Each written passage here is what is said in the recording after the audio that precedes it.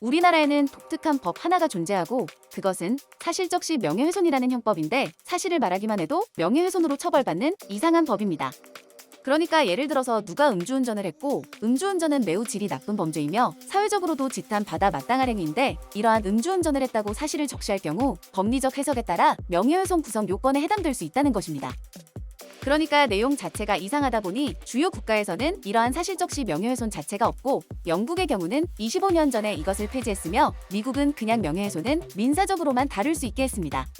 그리고 독일을 비롯해서 일본의 경우만 봐도 명예훼손 처벌에 있어 내용이 사실이라면 처벌 자체를 면하도록 규정할 정도입니다.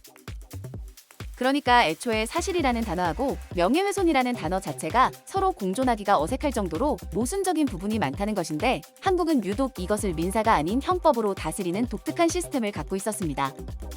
그러니까 얼마나 윗분들이 사생활 측면에서 가릴 것이 많길래 이러한 사실적시 명예훼손이란 걸 아직까지 보존하냐는 것인데 결국 오늘 이러한 소식이 전해진 것입니다.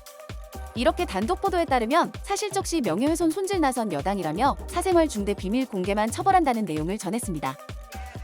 놀랍게도 이것을 손질하기 시작한 것은 야당이 아니라 더불어민주당이었고 잘한 건 잘했다고 하는 게 맞아서 조건부가 붙긴 했으나 이건 잘했다고 볼 수 있습니다. 근데 어떻게 손질할지를 알아보니 정확히 말의 폐지는 아니고 축소한다는 의미이며 기존의 사실적시 명예훼손죄의 적용 범위를 대폭 축소한다며 이러한 개정안을 국회에 발의했다는 것입니다. 그러니까 권력자라든지 유명인의 부도덕한 행위 등 공익을 위한 정당한 폭로까지도 위축시키고 표현의 자유를 과도하게 제한한다는 비판이 꾸준하게 제기되자 이러한 법안을 발의했다고 합니다.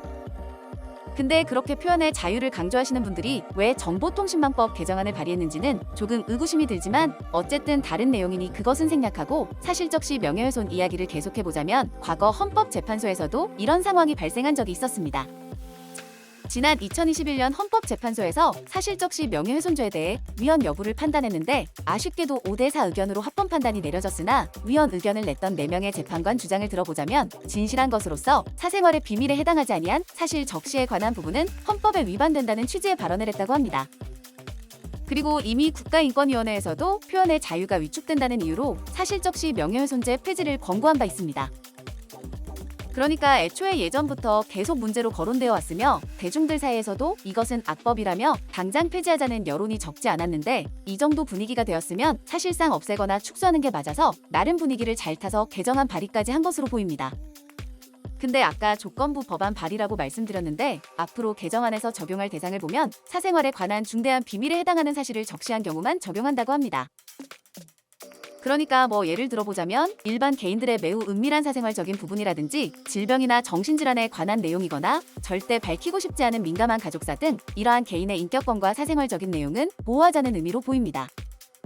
근데 문제는 이러한 기준을 어느 누가 판단하냐에 대한 논쟁이 과열될 수 있고 이것은 마치 정보통신망법 개정안에서 나온 쟁점과 비슷해지는데 이럴 거면 그냥 아예 없애는 것이 낫지 않나 싶고 미국이나 주요 국가처럼 개인의 명예훼손 부분은 형법이 아닌 민사로 판단하도록 하는 게 좋을 수도 있습니다. 그러니까 조건부의 축소는 사실상 크게 의미가 없어 보이기도 해서 이런 식으로 진행하다 보면 여전히 논쟁은 가라앉지 않을 것 같기도 한데 이것은 우리 여러분들의 의견을 조금 들어보고 싶기 때문에 댓글을 통해 다양한 의견을 공유해 주시기 바라며 이번 소식은 대략 여기서 마무리하도록 하겠습니다.